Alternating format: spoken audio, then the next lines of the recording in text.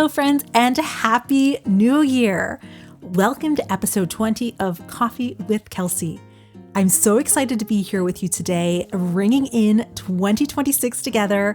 And before we dive in, I want to let you know I've created a Companion 2026 DanceSport goal-setting worksheet that goes along with today's episode.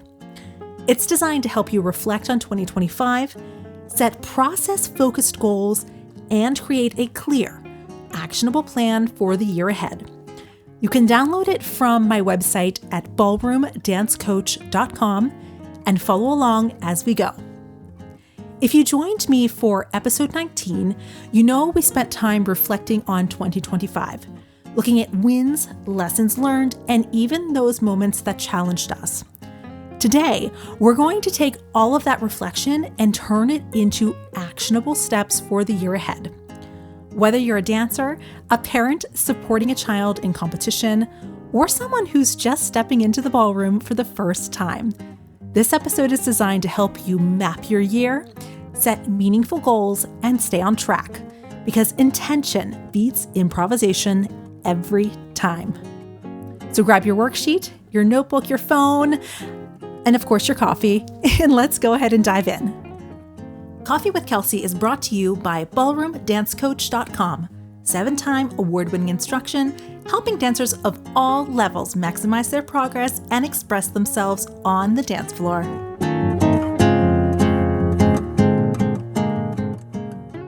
Before we launch into planning for 2026, we need to look back because clarity comes from understanding where you've been.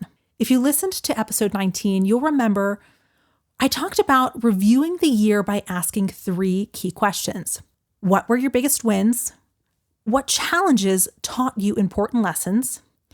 And what habits or beliefs held you back? Let's go deeper today. I want you to pause for a moment and think about your wins. Maybe it was finally mastering that tricky spin, improving your posture, or showing up consistently to practice. Celebrate it. Give yourself credit. You deserve it. Next, think about challenges. Which ones pushed you outside of your comfort zone? Which moments frustrated you, but ultimately taught you something valuable? Remember, a challenge is only a setback if you don't learn from it. And finally, consider one limiting belief that you are ready to let go of. Maybe it was, I'm not good enough to compete at this level, or I can't keep up with more experienced dancers. Whatever it is, consciously let it go. Reflection is more than just looking back. It's about creating space for growth. When you know where you've been, you can intentionally decide where you want to go. And now that you've reflected on 2025, let's talk about vision. A vision isn't a goal. It's a clear picture of who you want to be and what you want to achieve in 2026. So here's how we're going to create one. First off, we're going to define 3 to 5 top goals for 2026. Be sure to make them specific, measurable, and actionable. Here are a few examples that you can use for these specific goals. I will practice my footwork drills for 20 minutes, 4 times per week. I will improve my posture and frame consistency in all routines. I will memorize and perform every routine cleanly before the next competition cycle. I will track my progress weekly and make adjustments based on feedback from my coach. I will build stamina so I can dance full routines without fatigue. These goals focus on what you can control, not outcomes like medals, trophies, or placements. And focusing on these process-driven goals ensures consistent improvement. And that can naturally lead to stronger performance over time. 2, break your goals into actionable steps. Each goal should have a mini target. For example, if your goal is to improve your posture in your frame, you can add a 10-minute posture drill to every practice session, record weekly practice videos and review your frame alignment, Or you can ask your coach for focused feedback just on that subject. 3, set deadlines for your mini targets. Deadlines keep progress measurable. Without them, goals can linger indefinitely. And 4, identify your support system, your coaches, partners, parents, peers. Having accountability helps maintain focus and consistency. Take a moment and write down your top 3 process-focused goals for 2026 on your worksheet. These should be things that you can control and work on consistently, regardless of your competition outcomes. Next, let's make a plan. Organization transforms intention into results. Here's a step-by-step system that you can start with. Step 1, map out competitions and events. Even tentative dates can help you visualize the year. Color code your competitions, workshops, performances, everything on a calendar. This makes it so much easier to plan your practice cycles and rest days. Step 2, plan weekly practice blocks. Divide your time into technique, strength and flexibility, routine practice, and partner work, and any other topics that you and your coach have decided are important for that season of your training.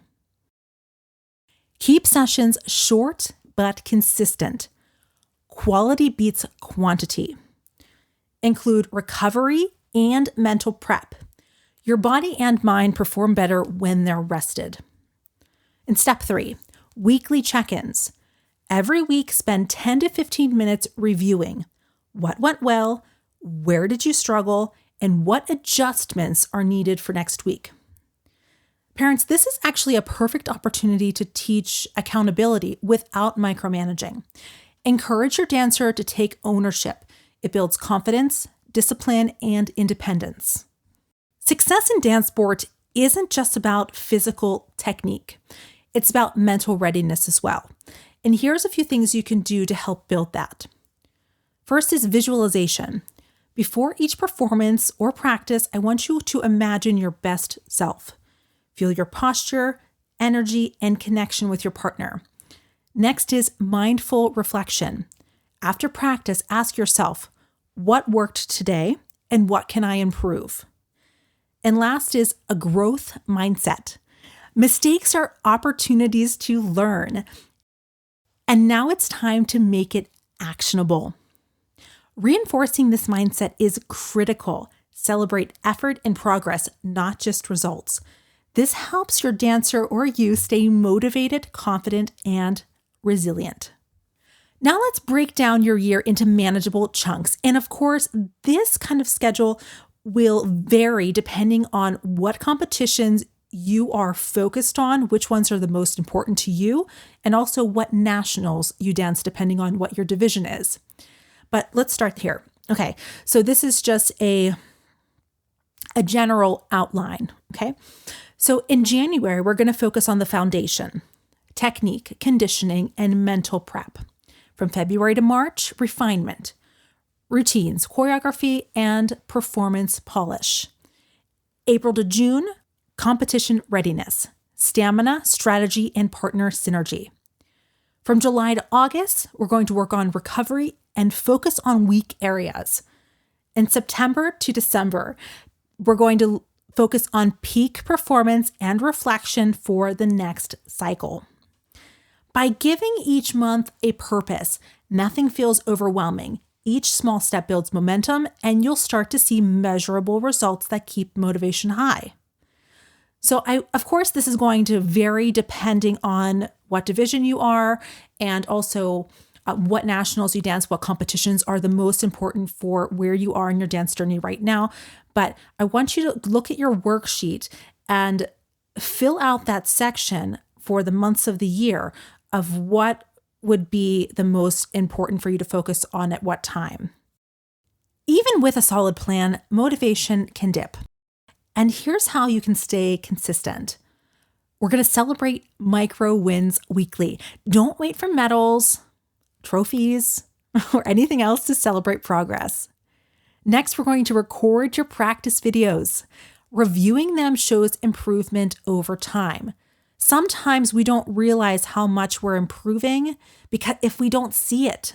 So record your videos. It does help you see what you've been working on, how it is improving. They can help you decide where to go next. Share your journey. Share it with supportive friends, family, and teammates, and that can help you stay accountable. Revisit your vision regularly. Keep your goals visible. Remind yourself why you're working so hard. Motivation is less about excitement and more about discipline paired with purpose. When dancers understand why they're working, every practice feels meaningful. Here's a very special way to jumpstart your 2026 journey. I offer personalized goal-setting consultations for dancers and parents.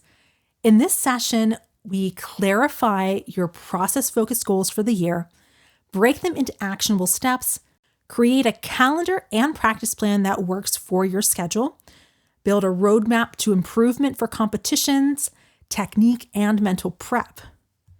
These consultations can be scheduled via Zoom from anywhere or right here in Pittsburgh if you'd like an in-person session. This is your opportunity to get a professional plan tailored specifically for you or your child, so 2026 starts with clarity and momentum. If you'd like to schedule your consultation, head over to my website, ballroomdancecoach.com.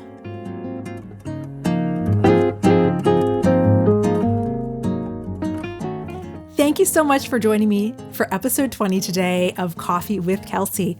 I hope today's episode has helped give you clarity, structure, and motivation to step confidently into 2026.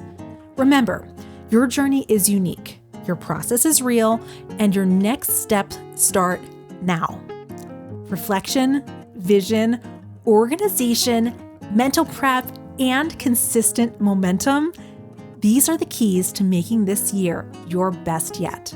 The 2026 DanceSport Goal Setting Worksheet is available for download at ballroomdancecoach.com. Use it to plan, track, and organize your goals. And also bring it with you to your goal setting consultation if you schedule one via Zoom or in person right here in Pittsburgh. Here's to a year of focus, growth, and achievement. Cheers to 2026.